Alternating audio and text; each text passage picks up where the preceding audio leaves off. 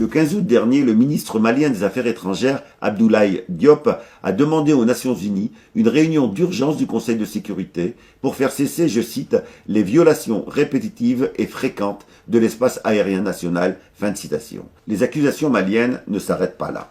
La France est également accusée de soutenir certains groupes terroristes pour maintenir l'insécurité dans la région et ainsi justifier le maintien durable des troupes françaises en Afrique.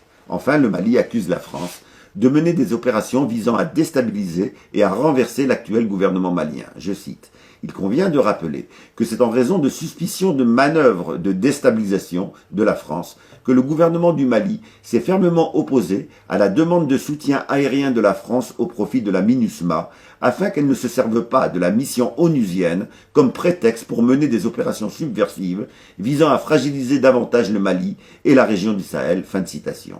Dans la saisine du Conseil de sécurité, le ministre malien explique, je cite, « Ces violations flagrantes de l'espace aérien malien ont servi à la France pour collecter des renseignements au profit de groupes terroristes opérant dans le Sahel et pour leur larguer des armes et des munitions.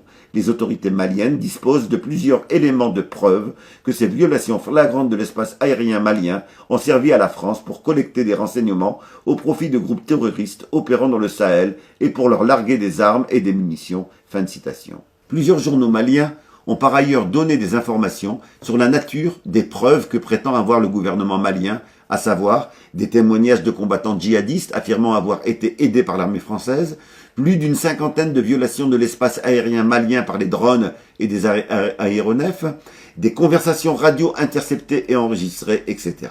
La saisine du Conseil de sécurité demande à ce dernier d'exiger, je cite, que la France cesse immédiatement ses actes d'agression. Fin de citation. Elle prévient enfin que, je cite, le Mali se réserve le droit de faire usage de la légitime défense conformément à l'article 51 de la Charte des Nations Unies. Les réactions de Paris devant une critique aussi grave ont été particulièrement timides. Aucune intervention de Macron ni d'aucun membre du gouvernement ne se sont exprimés sur la question. Seule l'ambassade de France et un militaire de Barkhane ont timidement assuré le service minimum. L'ambassade de France au Mali explique ainsi, je cite, « La France n'a évidemment jamais soutenu directement ou indirectement ces groupes terroristes qui demeurent ses ennemis désignés sur l'ensemble de la planète. » Fin de citation.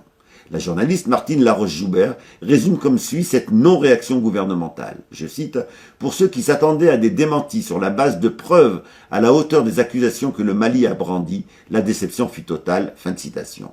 Malgré cette posture du silence, relayée par la plupart des grands médias qui sont restés eux aussi globalement silencieux, le gouvernement français s'est cependant senti suffisamment menacé par les possibles révélations maliennes qu'il a mobilisé son fidèle allié, le président sénégalais Macky Sall, pour qu'il fasse pression sur le Mali afin que celui-ci retire sa plainte auprès du Conseil de sécurité. Le 25 août, la ministre des Affaires étrangères sénégalaise annonce à la presse que le Sénégal propose sa médiation entre la France et le Mali afin, je cite, « d'éviter que ne se produise un acte de guerre et dans le but d'éviter que la confrontation devant le Conseil de sécurité ne débouche sur un déballage risqué pour l'une ou l'autre des parties qui pourrait y perdre sa crédibilité. » Fin de citation.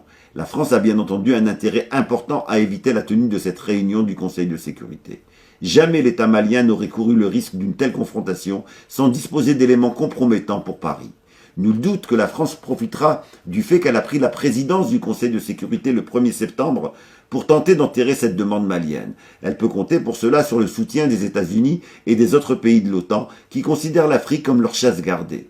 La ministre allemande des Affaires étrangères déclarait ainsi lors d'une conférence de presse avec son homologue marocain le 26 août, je cite, « Nous ne devons pas abandonner le Mali et surtout, nous ne devons pas le laisser à la Russie. » Il est trop tôt pour savoir si les manœuvres françaises éviteront à Paris la confrontation avec les preuves que le Mali dit posséder. En revanche, ce qui est ici mis en exergue de manière incontestable, c'est le caractère inégal de l'organisation actuelle du Conseil de sécurité des Nations Unies. Le simple fait qu'aucun pays africain, ni même l'Union africaine, ne dispose de siège permanent au Conseil de sécurité et du droit de veto qui l'accompagne est un indicateur de cette inégalité. Un continent aussi essentiel pour la paix mondiale que l'Afrique est de fait dépossédé du droit de peser sur les questions touchant à sa sécurité. C'est cette situation qui a permis à la France de détourner les résolutions du Conseil de sécurité pour mener la guerre en Libye, court-circuiter les solutions négociées avec Kadhafi, entreprises par plusieurs pays africains, et plonger durablement toute la région dans le chaos. Le gouvernement malien rappelait d'ailleurs cette responsabilité française dans son communiqué prenant acte du départ des troupes de Barkhane du pays. Je cite, « Le gouvernement de la transition souligne que la détérioration de la situation sécuritaire au Mali et dans le Sahel est une conséquence immédiate de l'intervention de la France et de ses alliés en Libye. » Fin de citation. Le savoir est une arme, et il commence par le savoir s'informer. Nous espérons que notre émission a apporté sa contribution à cette information citoyenne, nécessaire et urgente.